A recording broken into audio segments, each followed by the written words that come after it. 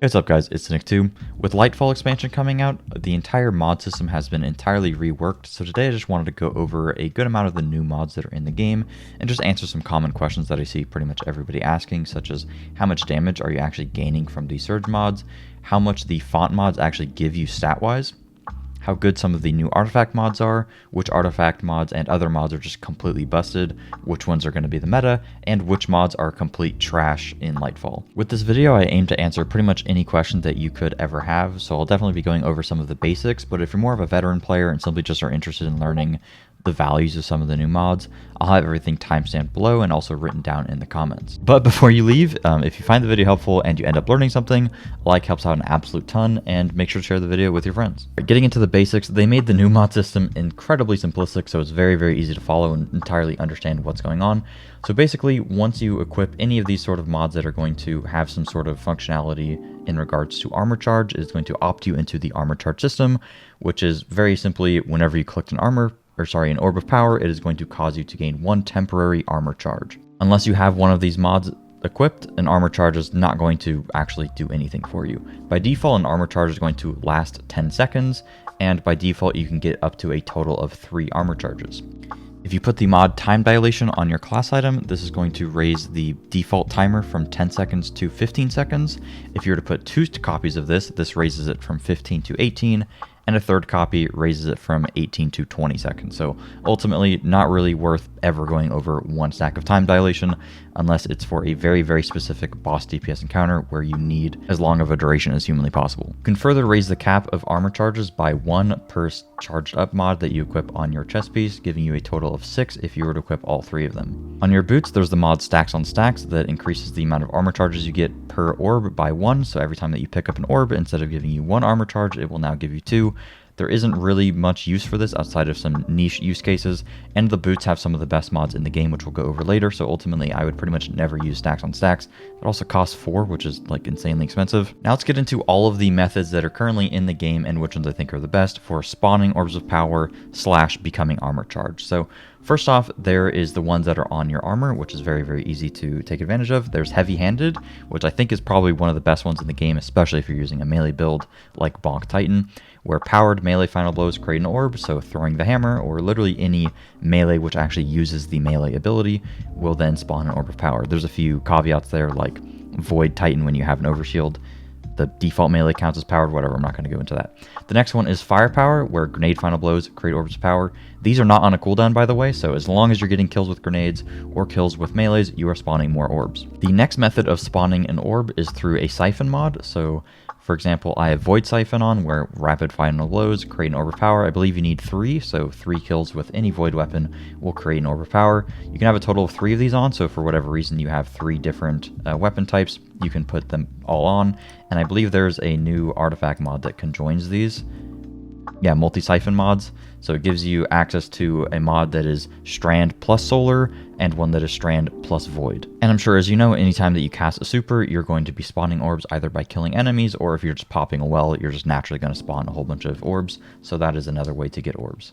And the last way to spawn an Orb of Power is with the Reaper class item armor mod, which is basically Reaping Wellmaker, but instead of a well, it's going to spawn an Orb of Power. So this is, again, a pretty decent on-demand way to spawn orbs, and it happens to be on the class item. There's also a ton of ways that actually just straight up give you armor charges, so I'll go over those real quick. There's Shield Break Charge on the arms. This is decent if you're going to be constantly killing enemies with shields, and there's very consistent a number of enemies that you can do that with. Another really great way to get armor charges is with the Empowered Finish mod, which is on the class item. Good thing about it being on the class item is that there isn't a ton of super really good ones on the class item, so having it here is pretty nice. And anytime you get a finisher, it's just going to give you 1 armor charge. You don't really have to rely on getting kills or anything like that, other than, you know, using the finisher. 2 other ways to get armor charges are via Radiant Light, which I don't really think is all that necessary because you'll be getting orbs from casting the super anyway. And then there's Powerful Friends, which I do think could have some value, but ultimately probably not worth using in the helmet slot because there's other better options. But it just gives you an armor charge anytime that you collect an Orb of Power, or if your friend is using it, it will do the same thing. There's a lot of niche ways to spawn orbs within fragments of subclasses. I'm not going to go into all of those because that would take forever, and also they're pretty not good most of the time, such as this one. It's a very, very specific use case, and you get enough orbs anyways. There are 2 ways to gain armor charges via this Seasons artifact mods, which is Solar Surge. Anytime you collect a Fire Sprite, it's going to give you an armor charge. And Shatter Orbs. Anytime you break a combatant shield, it's going to create an Orb of Power. Pair this with Shield Charge, or whatever it's called, Shield Break Charge, and you could get 2 armor charges every time you break a shield, which could be pretty nice. Now that we know all of the ways to actually spawn Orbs of Power and get armor charge in the first place, let's talk about how we're actually going to take advantage of those armor charges. So let's first talk about how you want to spend them. There's an absolute ton of ways to spend them, and almost none of them are good.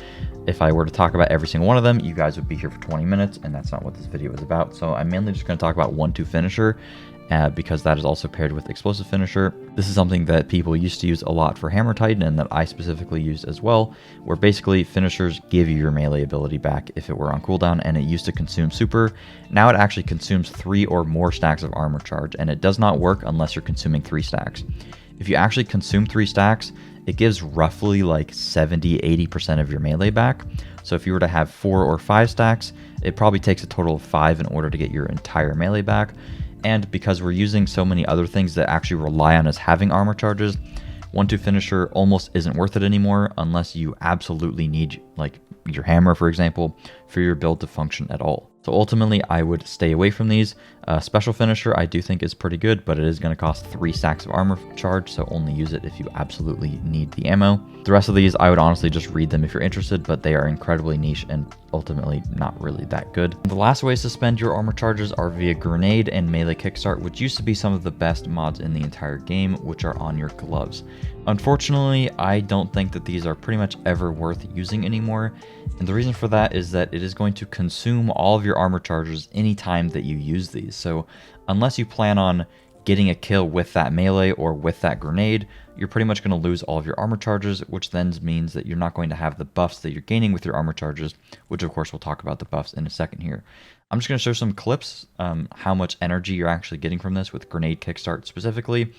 It does give you some energy when you have no armor charges, and then it slowly scales up based on how many charges you have, while being at like 4 charges seems to give you roughly half of your melee back, maybe a little bit under that, or sorry, your grenade back. There are way better options, so I don't think that these are nearly as good as they used to be, which is very unfortunate. The last way to spend your armor charges is with Emergency Reinforcement, which is basically Protective Light. Well, it literally is Protective Light. The way that it works is anytime that you break your shield and you go into red bar, it's going to consume all 3 stacks of armor charge and give you 15% damage reduction. And the duration is longer depending on if you have 3, 4, 5, or 6 stacks, but it won't work if you're under 3. About how to spend our armor charges, let's talk about how we can rather use them for buffs, which is definitely the best use case for them. Definitely not as good to spend them because you want to use them on these buffs that are just so unbelievably powerful.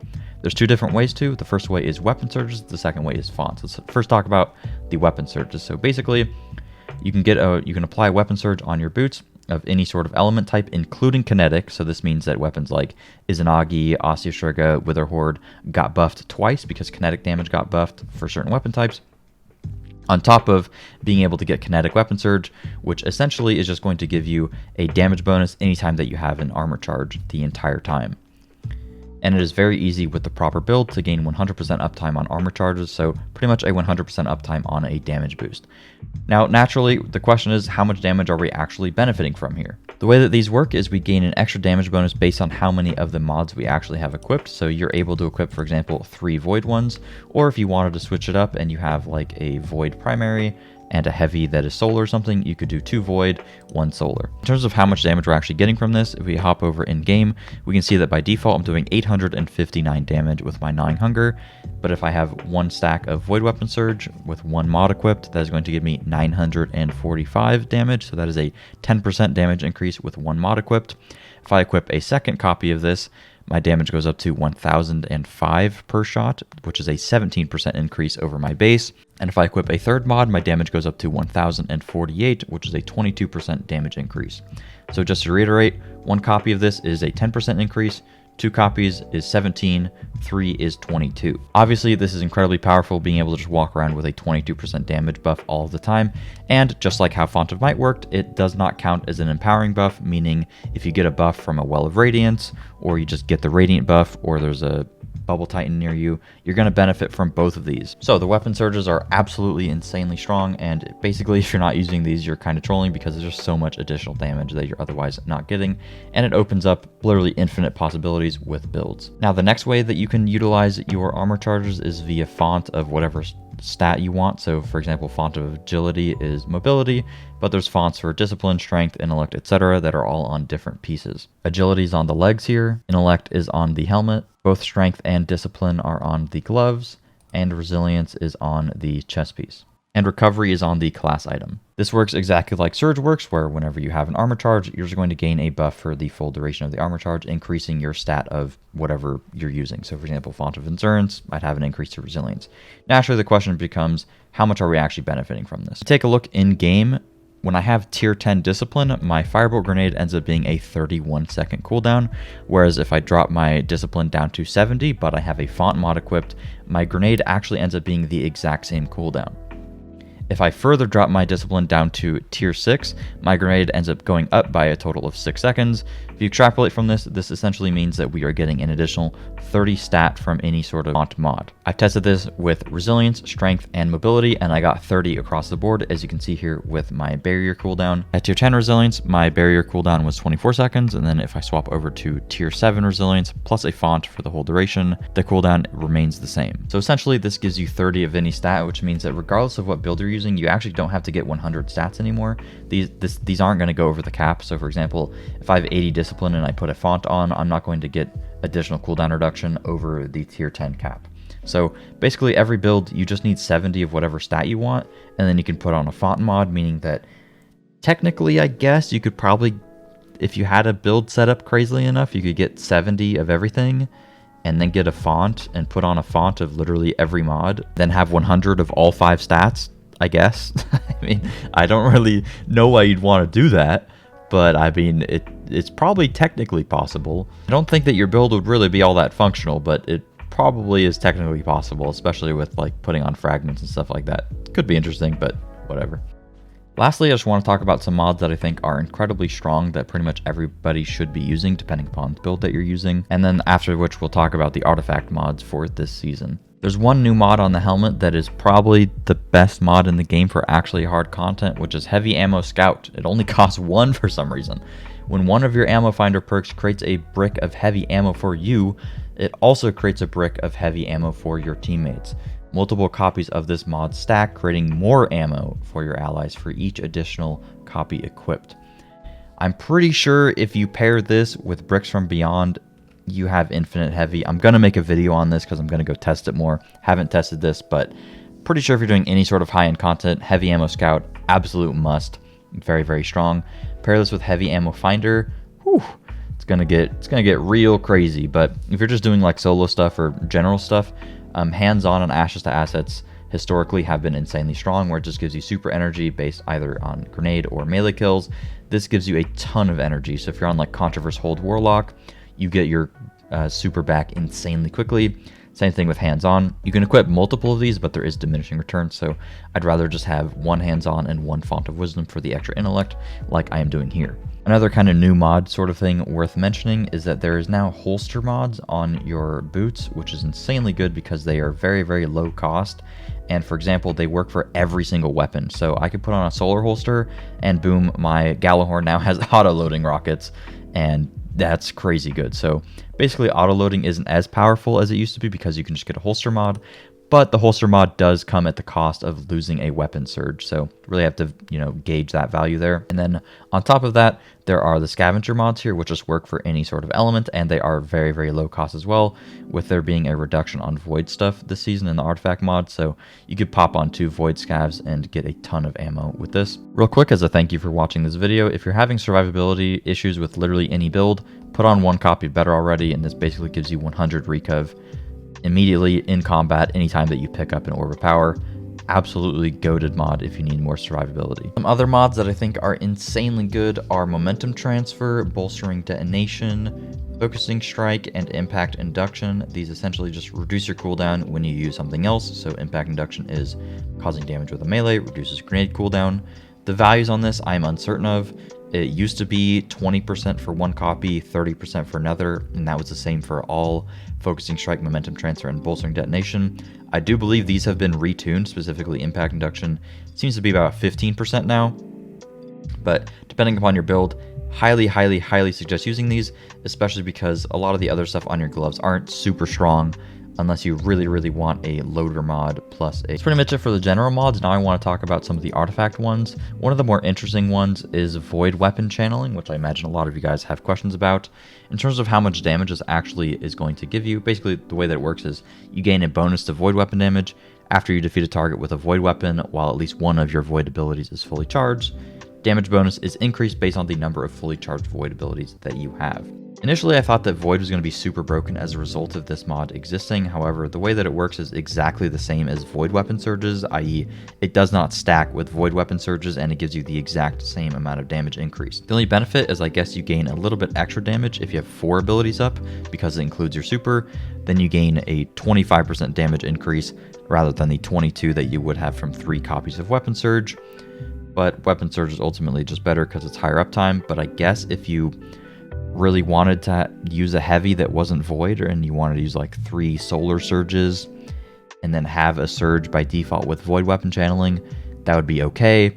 But I don't know, I don't really think it's all that strong. The next mod I want to take a look at is Prismatic Transfer, which I also thought was going to be very strong, but sadly it is not very good. I don't have gameplay of this because I don't have any friend that is high enough artifact for me to get gameplay, but basically it's just when you cast your super, each member of your fire team with a subclass damage type different than yours gains a bonus to weapon damage.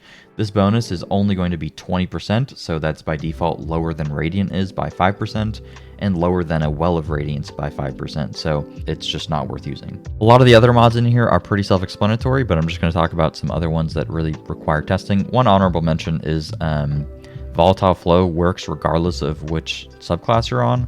So if you're playing Strand and you want a gun that doesn't suck because it's a Strand gun, just put on a Void gun and Volatile Rounds. I'm pretty sure this will be meta the entire patch because Volatile Rounds just buffs your gun damage by so much by getting all those extra procs, and it's just free AoE for every gun. And I mean, Void has so many good weapon options, like putting Volatile Flow on literally any build just makes it infinitely better, you know? This is definitely #1 meta choice for this patch. But regardless, some other stuff that I think requires some testing that I wanted to show you guys is the 3 Strand weapon mods, which I thought would be pretty good when paired together.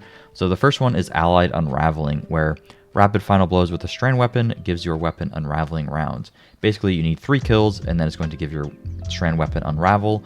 Unravel is pretty much just when you kill an enemy, it's just going to give all these little, like, kind of like nano knights from Outbreak Prime, that kind of just these things, that these little wisps that fly around. It does a decent amount of AoE, not a whole bunch of damage, but it's pretty decent, and it counts as a debuff, so it's going to spawn a Tangle. 2 things to note about this.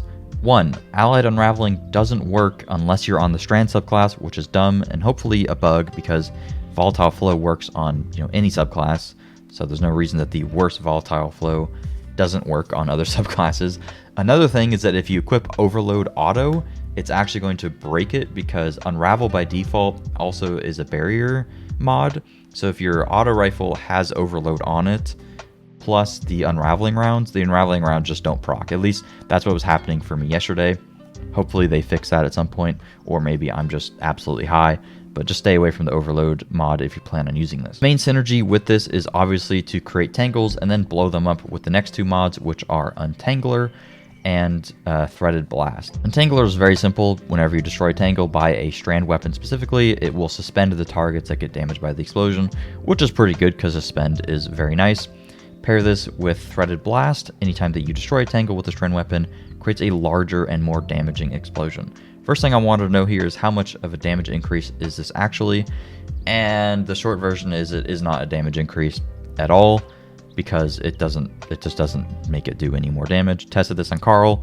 By default, it does 25,000 as you can see here, and then I put the mod on and it still does 25,000 and the same amount of damage to the surrounding enemies.